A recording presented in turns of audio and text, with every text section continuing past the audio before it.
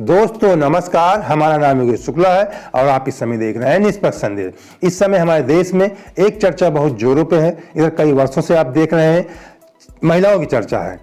तो इस समय चाहे आप देख रहे हैं कई वर्षों से महिला उत्पीड़न हो, अब तो इस समय चुनाव चल रहा है तो इस समय महिलाओं को रिझाने की चल रही है, पूरे राजनीतिक पार्टियों में खींचतान चल रही है। क्योंकि जो पुराने मुद्दे थे वो इस समय मेरे समझ में लग रहा है कि देश की जनता जागरूक हो गई है। जैसे आरक्षण के मामले थे या धर्म के मामले थे, कोई कुछ फीके पड़ रहे हैं। तो इसलिए एक ट्रेंड चला है महिलाओं को अपनी तरफ घसीटने की, क्योंकि आधी आबादी हमारे महिलाओं की है। तो आज बात करेंगे महिला सशक्तिकरण पे, महिला श्राप पे और सरकारी तोतों पे बात करेंगे। मैं समझाऊंगा सरकारी तोतों की क्या बात है, कुछ लोग समझ भी गए होंगे। तो इससे इनकार नहीं किया जा सकता है कि महिलाओं के लिए जब जब उत्पीड़न हुए हैं इस प्रदेश में, तो प्रियंका गांधी जी, मैं किसी व्यक्ति का नाम लूंगा, निष्पक्ष रूप रहेगा। किसी पार्टी के आप भक्त हैं तो दिमाग से आप निकाल दीजिए। जो एक भक्त शब्द चला है, विशेषकर बीजेपी वालों की कहा जाता है, तो लेकिन हर पार्टी में भक्त होते हैं। कांग्रेस के हैं तो आया, सपा में है, बसपा में, किसी पार्टी में है। तो मैं जो बात कर रहा हूँ स्पष्ट कर रहा हूँ, आपको अच्छा लगे या बुरा लगे ये मेरा ताल्लुक नहीं होता है। तो महिलाओं के लिए संघर्ष किया, इससे इनकार नहीं किया जा सकता। जहां जहां पे महिला उत्पीड़न हुए वो गई और महिलाओं के लिए संघर्ष किया। इसके बाद राजनीति में उन्होंने महिलाओं को आगे लाने के लिए बहुत जोर शोर से प्रयास कर रही हैं। अपने घोषणा पत्र में उन्होंने महिलाओं की तमाम सारी योजनाओं को उन्होंने शामिल किया।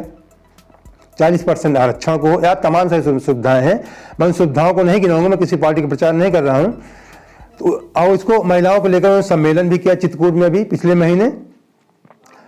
और उसके बाद जब ये तमाम राजनीतिक पार्टियों को लगने लगा कि महिला देश की आधी आबादी है और महिला की बात की जाएगी तो इसमें जाति, धर्म या आरक्षण से हट के बात होगी, केवल महिला समुदाय की बात होगी, महिलाओं की बात होगी। तो इस समय आज भी हमारे देश के प्रधानमंत्री नरेंद्र मोदी जी महिला सशक्तिकरण का सम्मेलन कर रहे हैं प्रयागराज इलाहाबाद में। और उधर कल यानी आज 21 से 20 तारीख को संसद में जया बच्चन जी ने इन्हीं की पार्टी को श्राप देती हैं कि मैं श्राप देती हूं, आप लोगों का पतन होगा, आप लोग खत्म हो जाएंगे। ये जया बच्चन जी श्राप देते हैं कि आप लोगों का पतन शुरू हो गया, आप लोग, मैं श्राप देती हूं आप लोगों का। अब देख लीजिए, इधर महिला सशक्त, एक दिन पहले इनकी पार्टी को श्राप दिया जाता है जया बच्चन जी द्वारा। क्यों श्राप दिया, अब यही से मैं जोड़ के आपको दिखाऊंगा। तो मैंने कहा सरकारी तोते, आपने देखा होगा सरकारी तोते जो होते हैं जब चुनाव का समय आता है ये खूब फड़फड़ाने लगते हैं, उड़ने लगते हैं।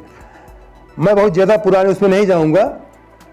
ऐसा नहीं है कि केवल बीजेपी इस्तेमाल करती है, इसके पहले भी कभी हल्का फुल्का इस्तेमाल कांग्रेस भी करती थी, मैंने देखा है। ऐसे मैं इसे इनकार नहीं कर सकता हूं सभी पार्टियां, लेकिन इस समय कुछ ज्यादा ही ट्रेंड चला है। कोई कम करता है, कोई ज्यादा करता है। तो इस समय मैं बता दूं आपको कि 2019 से मैं आपको याद दिलाता हूं, जब लोकसभा चुनाव चल रहा था तो उस समय आप लोग आपने देखा होगा कि रॉबर्ट वाड्रा के खिलाफ ईडी, सीबीआई, आईटी, तमाम तरह की एजेंसियां उनसे पूछताछ, विशेषकर ईडी वगैरह की पूछताछ चल रही थी और बहुत जोर शोरों पे मुद्दा उछाला जा रहा था मीडिया में, विशेष करके जो आपको तो गोदी मीडिया उछालता है सरकार के पक्ष में, पेपर में, मीडिया में, हर इलेक्ट्रॉनिक मीडिया में, कि आज रॉबर्ट वाड्रा से आज 10 घंटे पूछताछ हुई, 12 घंटे हुई, 15 घंटे, इस तरह खूब मामला उछाला गया। और आपने देखा होगा यही सरकारी तोते होते हैं। इसमें सीबीआई है, ईडी है, आईटी, इनकम टैक्स है, ये जो सरकारी एजेंसियां हैं जो छापे रेड मारती हैं, छापे डालती हैं, इन्हें ही तोते कहा जा सकता है। ये तोते कहा नहीं सकते, ये तोते हैं। और ये तोता शब्द आज से इस्तेमाल नहीं हो रहा है, ये तोते कांग्रेस के जमाने से इस्तेमाल हो रहे हैं। तब भी कभी कहा जाता था कि इस सरकार ने तोते छोड़ दिए, ऐसा हमने सुना था। मैं अपनी लाइफ में सुना, जो मैं बता रहा हूं, मैं सदैव निष्पक्ष बात करता हूं। तो इस आपने देखा रॉबर्ट, जैसे लोकसभा चुनाव खत्म हुआ, रॉबर्ट वाड्रा की जांच खत्म हो गई। आज 2 वर्ष हो रहे हैं, 2 का 3 वर्ष हो रहे हैं लगभग। इसके बाद आपने चर्चा नहीं सुना होगा। आप अपनी याददाश्त को आप पीछे ले जाइए, बैक ले जाइए कि 2019 में जब लोकसभा चुनाव हो रहा था तो मीडिया में छाए थे रॉबर्ट वाड्रा, खूब जबरदस्त उनकी जांच चल रही थी। लोकसभा चुनाव खत्म, मोदी सरकार की सरकार बननी थी, कांग्रेस का माहौल खराब करना था, केवल उद्देश्य था कांग्रेस की माहौल लोगों के दिमाग में जाए, बीजेपी बहुत निष्पक्ष है, बहुत ईमानदार है, कांग्रेस भ्रष्ट है, ऐसा माहौल क्रिएट किया जाता है। तो ये माहौल क्रिएट किया गया, लोकसभा चुनाव हुआ, मोदी जीत गए, रॉबर्ट वाड्रा की जांच खत्म हो गई। फिर उसके बाद मैं बंगाल की याद दे रहा, बंगाल चुनाव था पिछले वर्ष। आपने देखा कि ममता बनर्जी के भतीजे के खिलाफ जबरदस्त ईडी सीबीआई की जांच, इनकम टैक्स की जांच खूब चल रही थी। तमाम बैंक घोटाले, ये घोटाले, वो घोटाले, रोज जब तक चुनाव चला जबरदस्त जांच चल रही थी। खूब मामला हाईलाइट किया गया कि पूरे प्रदेश में एक ये मैसेज जाए बंगाल में कि ममता बनर्जी की पार्टी भ्रष्ट है, अपने भतीजे को सपोर्ट करती हैं और उनको किसी तरीके हराया जाए, उनका माहौल खराब किया जाए। लेकिन मैं तो इसके लिए बहुत तारीफ करूंगा जो लोग कहते हैं कि बिहार बंगाल पिछड़े हैं, वो पिछड़े नहीं है, बहुत जागरूक है। यूपी और बिहार की जनता, यूपी जैसे प्रदेश की जनता से बंगाल की जनता बहुत जागरूक है। वो इन लोगों के बहकावे में नहीं आए, जैसे यूपी की जनता आ जाती है उस तरीके बंगाल की जनता सरकार के बहकावे में, सरकार के छलावे में नहीं आई। उन्होंने निष्पक्ष रूप से ममता बनर्जी का सपोर्ट किया और उनकी पिछले से ज्यादा भाई महोदय उनकी सरकार भी बनवाई। ये बंगाल का मैंने उदाहरण दिया।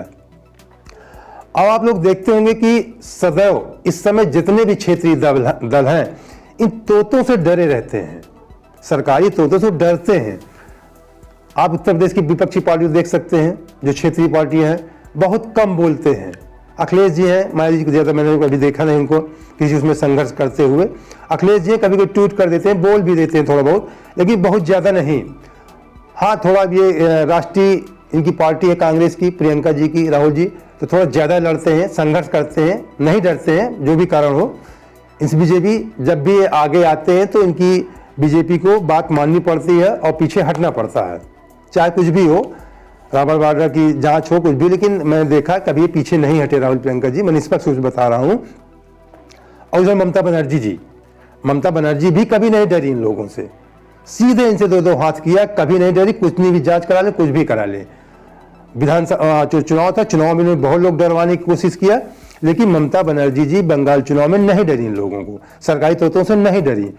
उसी तरीके उत्तर प्रदेश में इस समय आप देख रहे होंगे कि अभी 2-3 दिन पहले अखिलेश यादव जी, अखिलेश मतलब समाजवादी पार्टी के कुछ तमाम उनके सहयोगियों पे, कार्यकर्ताओं पे तोते छोड़े गए, उनकी जांच शुरू हुई। अब समाजवादी पार्टी से ताल्लुक राज्यसभा सांसद हैं, जय बच्चन भी रखती हैं, बहुत दिनों से इनकी पार्टी की सांसद हैं। तो कहीं अब सरकार को डर लगा होगा कि इस समय स्थितियां समाजवादी पार्टी की कहीं कहीं ठीक ही लग रही है प्रदेश में। तो ये लग रहा होगा सरकार को कहीं जय बच्चन या ऐश्वर्या बच्चन या अभिषेक बच्चन या जो भी, अमिताभ बच्चन तो ज़्यादा इस समय जो दिख रहा है सर, बहुत ज़्यादा सरकार के विरोध में नहीं रहते हैं बीजेपी के उच्च पक्ष में, मैं उसमें कुछ नहीं कह सकता। लेकिन जो पार्टी में है जय बच्चन जी या ऐश्वर्या बच्चन, कहीं वो चुनाव प्रचार में ना आ जाए, तो इसलिए इनको मतलब डराने का प्रयास किया गया। एक हमारे गाँव में आप लोग भी जानते हो कहावत होती है कि लुकोई दिखा के भूत डराया जाता है। लुकोई का मतलब होता आग, आग दिखा के, मतलब आग की जो अंगारे होते हैं उसे दिखा के भूत को डराया जाता है। कहते हैं भूत भाग जाता है आग के लपट से, मसाल से। तो उसी तरीके है, इन तोतों का डर दिखाया गया जय बच्चन के परिवार को।